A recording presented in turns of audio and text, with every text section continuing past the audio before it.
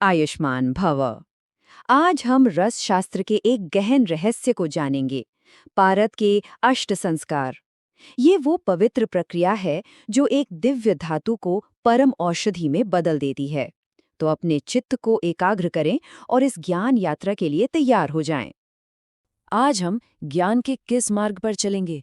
सबसे पहले हम पारद के दिव्य स्वरूप को समझेंगे, फिर क्रम से उसके शुद्धिकरण के 8 सोपानों को जानेंगे और अंत में समझेंगे कि इस पूरी प्रक्रिया का समग्र प्रयोजन क्या है। शिष्यों, एक बात समझिए, पारद केवल एक धातु नहीं है, ये एक दिव्य पदार्थ है जिसमें उपचार की अपार क्षमता छिपी हुई है। लेकिन इस क्षमता को उजागर करने से पहले हमें इसके स्वाभाविक और कृत्रिम दोनों तरह के दोषों को दूर करना होता है, और ये केवल संस्कारों के माध्यम से ही संभव है। तो चलिए इस शुद्धि के 8 सोपानों वाले मार्ग के पहले 4 चरणों का अनुशीलन करते हैं। याद रखिए, हर एक चरण एक खास तरह की अशुद्धि को दूर करने के लिए ही बनाया गया है। हमारा प्रथम संस्कार है स्वेदन। इसमें हम करते क्या हैं? हम पारद को कुछ विशेष क्षार और अम्ल वाली औषधियों के साथ एक दोला यंत्र में रखकर स्वेदित करते हैं, यानी एक तरह से भाप में पकाते हैं। समझिए, ये पूरी शुद्धि प्रक्रिया की नींव है। और इसका उद्देश्य क्या है? शास्त्र कहता है मल शैथिल्य कारकम। इस पर ध्यान दे। ये पहला कदम अशुद्धियों को हटाता नहीं है। नहीं, ये बस उन्हें शिथिल करता है, उन्हें ढीला करता है, ताकि आगे उन्हें आसानी से हटाया जा सके। ठीक वैसे ही जैसे कठोर मिट्टी को जोतने से पहले पानी डालकर नरम किया जाता है। दूसरा संस्कार है मर्दन। अब जो दोष स्वेदन से ढीले पड़ चुके हैं, उन पर सीधी बलपूर्वक क्रिया की जाती है। हम पारद को बताई गई औषधियों और अम्ल कांजी के साथ तब तक घोटते हैं जब तक कि सारा मैल उससे अलग न हो जाए। इसका प्रयोजन एकदम स्पष्ट है, बहिर्मल विनाशनम। ये संस्कार पारद के ऊपर लगे बाहरी मैल और दूसरी अशुद्धियों का नाश कर देता है, जिससे वो बाहर से बिल्कुल स्वच्छ और निर्मल हो जाता है। अब आते हैं तीसरे और चौथे संस्कार पर।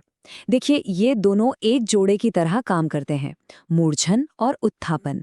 मूर्छन में पारद को इतना घोटा जाता है कि वो अपना तरल स्वरूप खोकर एक काले चूड़ जैसा बन जाता है। ऐसा करने से उसके विष समेत सभी अंदरूनी दोष नष्ट हो जाते हैं। फिर आता है उत्थापन, जो उस स्वरूपहीन मूर्छित पारद को वापस उसकी मूल द्रव अवस्था में ले आता है। तो ये विघटन और पुनर्स्थापना का एक चक्कर है, जहां पारद को अपना शुद्ध रूप पाने के लिए एक बार स्वयं को खोना ही पड़ता है। चलिए, अब हम 5वें और सबसे जटिल संस्कार पातन की बात करते हैं। इसे आप पारद की अग्नि परीक्षा मान सकते हैं। ये उन गहरे कृत्रिम दोषों को दूर करती है, जैसे कि नाग और बंग, जो बाहर से मिलाए जाते हैं। तो पातन मूल रूप से एक आसवन यानी डिस्टिलेशन की प्रक्रिया है। इसमें हम पारद को तांबे और नमक के साथ मिलाकर गर्म करते हैं। इससे होता क्या है? टिन और सीसे जैसी कृत्रिम अशुद्धियां अलग हो जाती हैं। शास्त्र के अनुसार इसका उद्देश्य है बंगादि संपर्कज कंचुकाग्नम, यानी इन धातुओं के संपर्क से आए दोषों का नाश करना। इस आसवन को करने के 3 मुख्य प्रकार हैं। पहला ऊर्ध्वपातन, दूसरा अधपातन और तीसरा तिर्यकपातन। इन तीनों में तिर्यकपातन को इस शुद्धि के लिए सबसे उत्तम विधि माना गया है। अब जरा इस सारणी पर गौर कीजिए, ये हमें हर विधि की खास जरूरतों को समझाती है। देखिए, ऊर्ध्वपातन में मध्यम अग्नि लगती है, तो अधपातन में हल्की अग्नि, जिसे हम लघुपुट कहते हैं। वहीं तिर्यकपातन में सबसे तीव्र अग्नि की जरूरत होती है। और हाँ, यंत्र भी तीनों के लिए अलग अलग हैं, पर एक बात सामान्य है, समय अवधि तीनों में लगभग समान ही रहती है। बहुत अच्छा, अब हम अंतिम 3 सोपानों की ओर बढ़ रहे हैं। ये वो संस्कार हैं जो पारद की अपनी शक्ति को जगाते हैं, उसे परिष्कृत करते हैं और उसे औषधि बनने के योग्य बनाते हैं।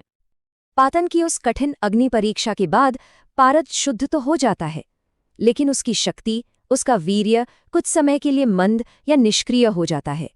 तो हमारा छठा संस्कार बोधन, उसकी उसी शक्ति को फिर से जगाने की प्रक्रिया है। ये ठीक किसी सोए हुए योद्धा को जगाने जैसा है। और इस संस्कार का मर्म समझिए। बोधन सिर्फ पारद को जगाता ही नहीं है, बल्कि उसे पुंसत्व प्रदान करके महामुख बना देता है। इसका अर्थ ये है कि अब वो दूसरी धातुओं का ग्रास करने, उन्हें अपने में समाने के लिए पूरी तरह से ऊर्जावान और तैयार है। 7वां संस्कार है नियमन। अब जब पारद शक्तिशाली हो चुका है तो हमें उसमें अनुशासन भी लाना होगा। नियमन एक खास स्वेदन प्रक्रिया है जो पारद की प्राकृतिक चंचलता यानी उसके चपलत्व को नियंत्रित करती है। जैसा कि कहा गया है, चपलत्व निवृत्त्ये क्रियते। इससे उसकी ऊर्जा स्थिर और नियंत्रणीय हो जाती है। और अब अंतिम यानी 8वां संस्कार, दीपन। ये प्रक्रिया पारद में बुभुक्षा या कहें कि भूख पैदा करती है। इससे वो दूसरी धातुओं और खनिजों को खाने और उन्हें अपने अंदर आत्मसात करने में सक्षम हो जाता है। ये शुद्ध पारद को एक शक्तिशाली रस औषधि बनाने का अंतिम और निर्णायक चरण है। मेरे प्रिय छात्रों, दीपन संस्कार की औषधियों को याद रखने के लिए एक छोटा सा स्मरक सूत्र है। इसे याद कर लें। ससी ने स्फटिका और शिग्रू को काट लिया। इससे आपको इसकी मुख्य सामग्री जैसे सरसप, सिंधव, स्फटिका और शिग्रू हमेशा याद रहेगी। तो अब जब हमने इस 8 सोपानों वाले मार्ग को पूरा समझ लिया है, तो अब समय है इस पूरी पवित्र यात्रा के परम उद्देश्य को जानने का। आखिर ये सब क्यों किया जाता है? इन संस्कारों का समग्र प्रयोजन 3 लक्ष्यों में समाहित है। पहला, दोष मुक्ति यानी सभी स्वाभाविक और कृत्रिम दोषों का जड़ से नाश। दूसरा, गुणांतर्धान यानी उसमें नए दिव्य गुणों को स्थापित करना। और अंत में तीसरा, वीर्योत्कर्ष यानी उसकी अपनी शक्ति को चरम पर पहुंचाना। यही शुद्धि का सार है।